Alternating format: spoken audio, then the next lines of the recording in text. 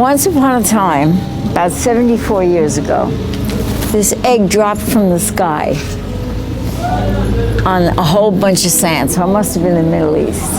And it cracked open. And here I am. If I were to say, well, who are you? What kind of answer? I would say my name is Urga. People have no idea who they are. And most people, when they get into conversations where they ask you where you're from, the feeling is that you have to say a particular place, and the idea is that if you don't answer that question, they don't want to talk to you anymore. Fine, I'm not offended, and I walk away.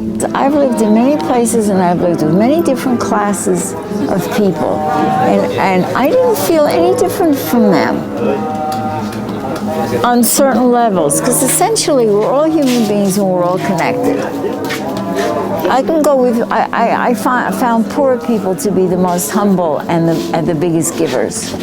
This business of identity has become, it's like overreaching, you know, it's like being greedy. I mean, my father didn't tell me what happened until I was 47 years old, because in those days, parents didn't talk to children. He was from Germany. My mother was born in Jaffa.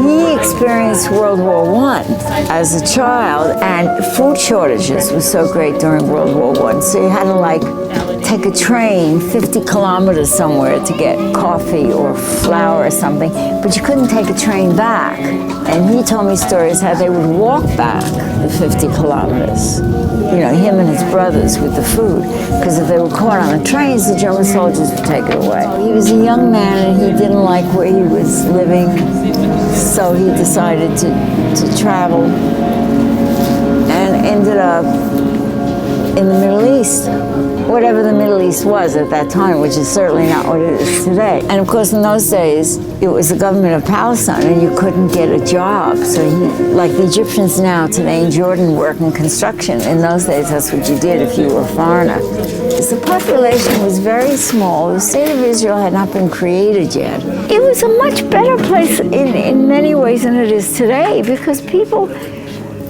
were together.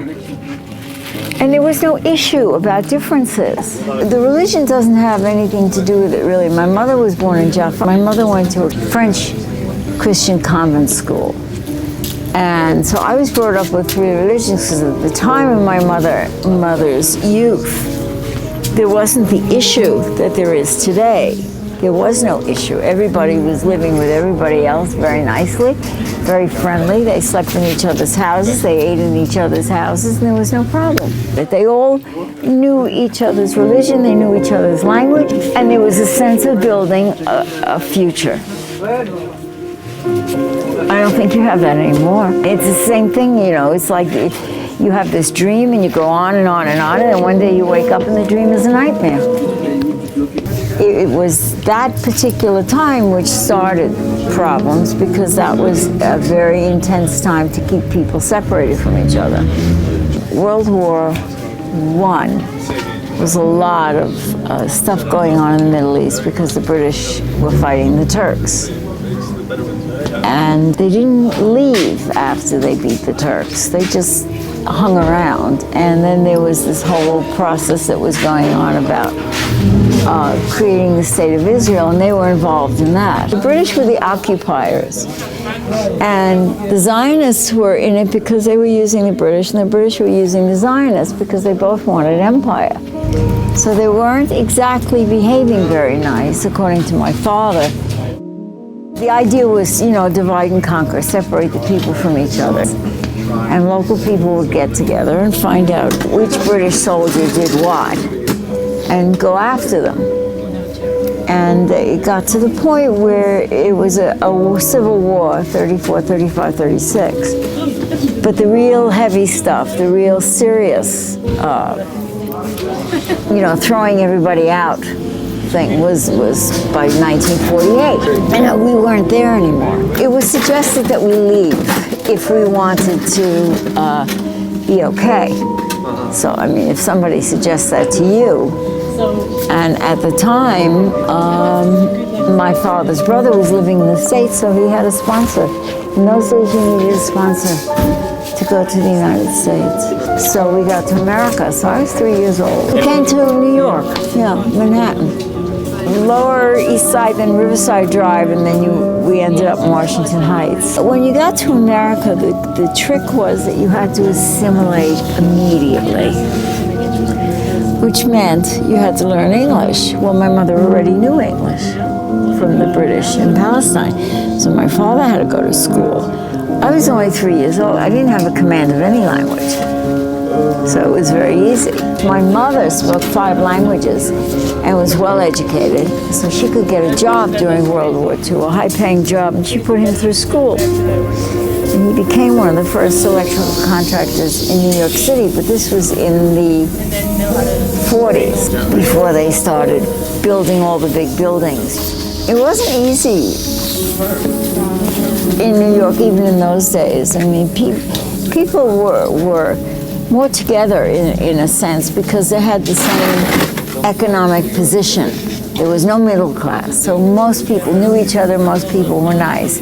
But having a foreign name, being a foreigner, was not a plus. It interfered a lot. And I would have to fight my way to school and fight my way back. I was brought up with a Middle Eastern European background. We didn't do some of the things that some of the other people did. And that you kind of stand out. And at 3 years old, I mean, you can't really think about this or try to understand that you're just standing there and you know you're different than everybody else. Everybody knows that you're different. And that's the way it was. Most immigrants, whether they were refugees or not, they never, ever cut their allegiance off to their homeland. Never. That was always very, very strong, no matter what was happening there or why they had to leave. And they interviewed a lot of people when they were much older, and the thing that kept coming out was that succeeding generations, like their sons and their grandchildren, by the time it got down, there was no connection at all. My sister is an example, because my sister was born 7 years after me, and she was born in America, and by the time she was born, things were different. She did not get the same kind of education I got. I mean, my mother cooked Middle Eastern food, and my father was European, and the mannerisms and the way we conducted ourselves was based on that. 7 years later, at the end of World War II, things started to change. You know, Americans got very gung-ho about the fact that they liberated Europe, and suddenly being American became a thing. I don't think we've come from the same parents. You understand what I mean? The difference is unbelievable. And she doesn't have a clue as to what went on or any idea of what went on, nor is she interested. So that time span of 7, 8 years made a big difference. I mean, I knew my identity. I knew my name was Urga, and I was a little girl, and I had to go to school, and my mother was this, and my father was that. But if I were to say identity as a specific thing, no way, because I had a mixed background. You know, my sister can stand up and say, oh, I'm American because I was born in America. I'm American because I have an American passport, but I wasn't born there. I don't connect the same way, you see, which puts you back to how important is it where you were born, even if that's not forced on you. There seems to be that thing about, well, so in '76 I left the United States and I went to Portugal, and I said someday, I lived in Portugal a number of years, 27 years, and then all I kept thinking of was I've got to go back to the part of the world where the egg dropped. Because that's where you start. It's like you come full circle. You know, you start at a point and you go here, here, and here, there. But you don't know anything about the point you started at. And it became very important for me to find this stuff out.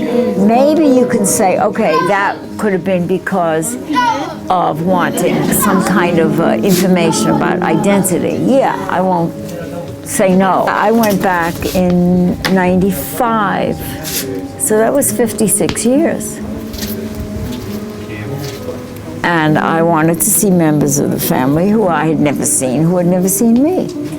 You know, your life is like a canvas and there are empty spaces. Well, you want to know what to do with those empty spaces. Is there anything you can fill, or should you leave them empty?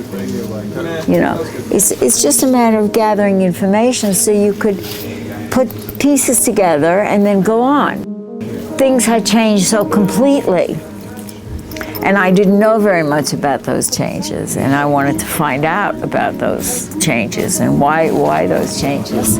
I thought, oh, I can go back and see all these people that never saw me, and it was quite heavy, you know. But I never thought about that it would affect the other side the way it did. I had one aunt who didn't want to talk to me because she remembered me. When I left, she looked down. And when I came back after 56 years, she had to look up. And that was like a mind blower to her, you know. And she wouldn't talk to me for 3 weeks. I left Palestine, and when I came back, it wasn't Palestine anymore. And it was like, I went to the Hall of Records in Tel Aviv. I asked if it was possible to get a birth record since I didn't have any documents. I had an American passport because my parents became citizens. And so it was based on that.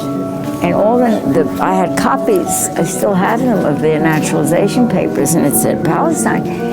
And the answer she gave me was like, well, madam, anything before 1948, and I was born at 35, is not in the computers, and we're not interested. So I looked at this woman and I said, oh, you know, I said, here I am coming back, and you're telling me that maybe I wasn't even born because you don't even have a record of it. My mother had told me there was a small hospital. Those records have to be somewhere.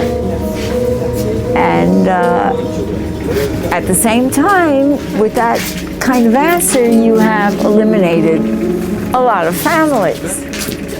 You know, it was not what I expected, but it was appropriate to what was going on, you see.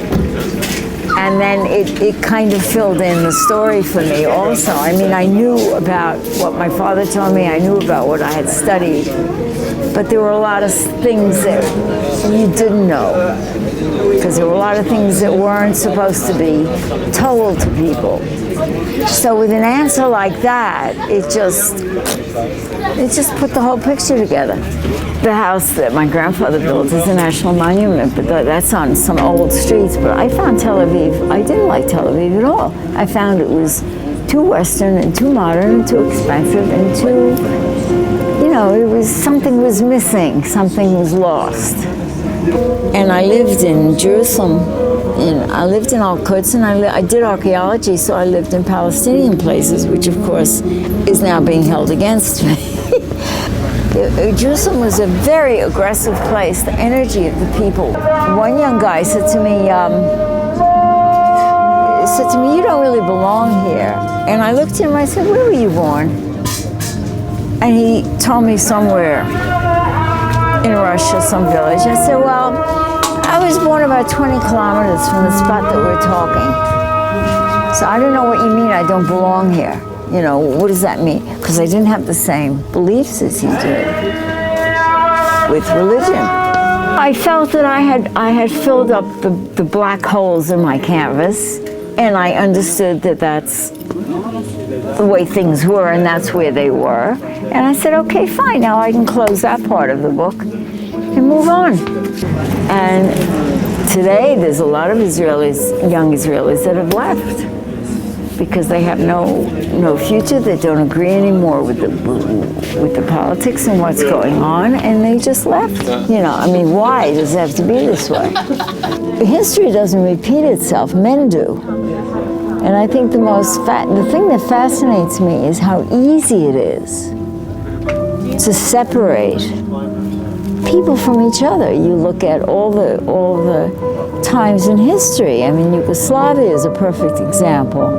Rwanda. I mean, the list is long, but it's the same thing. It's separating people to get them to fight each other.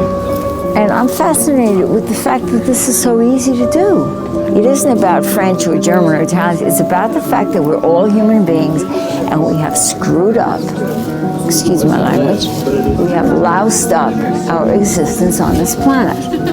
That two people sitting and talking to each other could end up hurting each other. We all have that capacity. All human beings have the capacity to hurt each other. We have this aggressive, self-destructive instinct, and if we don't keep it in check, we'll end up annihilating each other in 5 minutes. We have the potential to do that. People live their whole lives in a fear-based life because they're afraid of the day they're going to die. So they have absolutely no idea how to live in between.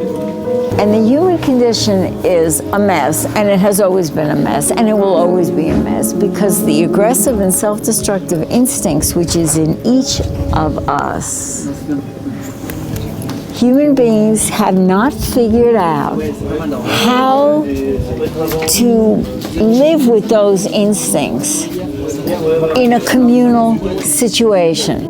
It constantly interferes. You can do it with the friends you work with, the people in your family. If you want, you can do it. I can do it. Each one of these people can do it. But each one of us has to do it in order for it to work on a larger scale, which it never will. And I do not believe that peace is possible because you would have to learn how to interact in a communal situation in order to have peace. And most people don't know how to do it. And let's face it, any of the guys who got up and decided that people could live a different way, and you can name a whole list, Gandhi and this one and this one and this one, they all got shot.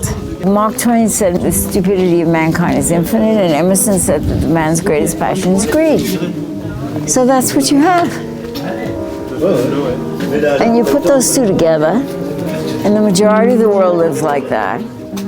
And then all of this stuff, politics and religion and war becomes big business. And that's the kind of world we live in. Essentially, we're a biological species, okay? We are part of an ecosystem.